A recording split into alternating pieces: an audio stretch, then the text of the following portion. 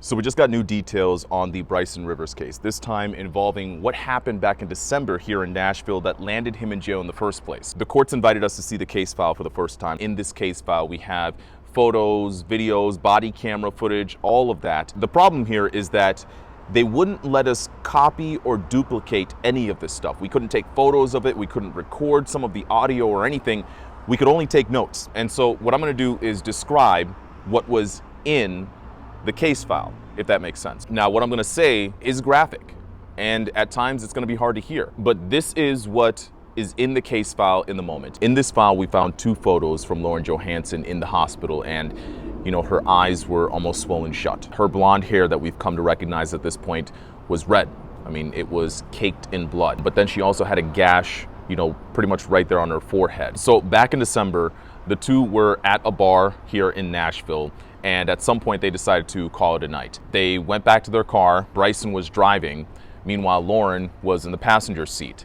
They drove to a parking lot, and that's when they started fighting. And I guess somehow in the shuffle of everything, Lauren managed to hit record on her phone, and that's the recording that I just had a chance to listen to. To say it's graphic wouldn't quite do it justice, because we hear Lauren suffocating, you know, while Bricen is talking to her. It sounded as if we were gonna hear her last breath. Bricen is asking her about some guy that she may have talked to at one of the bars. So the jealousy just came out. At one point, while she's sitting there struggling for air, we heard Bricen say, quote, "If you move at all tonight, I swear to God, you will not wake up tomorrow." Metro Nashville police actually ended up pinging both of their phones, and that's how they found them in this parking lot. And then out of nowhere, you see Lauren just banging on the window the moment she realizes that there's a flashlight and this may be a police officer. She's banging on the window trying to get help. You hear her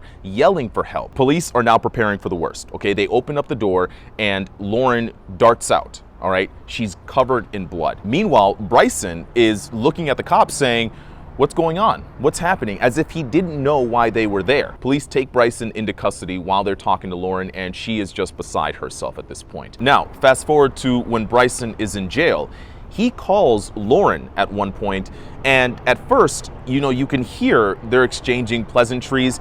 It's kind of odd because you wouldn't have thought that anything had happened. And then Bricen tells Lauren that if police ask anything that might be incriminating against me, deny, deny, deny. He starts asking her, you know, to speak up about his character, you know, say, "Listen, I'm planning on going into the military, and so I could do much more good out there in the military serving our country than I could in a jail cell." This is how he is trying to justify being released. And the thing is, Lauren seems to be going along with it. You know, she's saying, "Yeah, I talked to the cops and I've already tried to explain to them that I was drunk that night. I wasn't quite sure what was happening." They talked a little bit more, and there was a moment where Bricen said, "Yeah, I'm looking at the Air Force. You know, I think they can really help straighten me out." And Lauren agreed. They ended this phone call saying, "I love you," to each other. The bottom line is this evidence may be used in court at some point or another, because Bricen right now is sitting in a Mississippi jail on charges of murdering Lauren Johansen. And while there's been so much said by people like myself about how this man made it from Nashville down to Mississippi to be charged with this crime, I think we also have to keep in mind that this case will have many layers to it, and it may include some of the details that I just shared. A lot to digest, of course, but like I said, we're gonna do our best to share as much information as possible, because we've heard people in Mississippi and in Tennessee say that the criminal justice system failed this woman.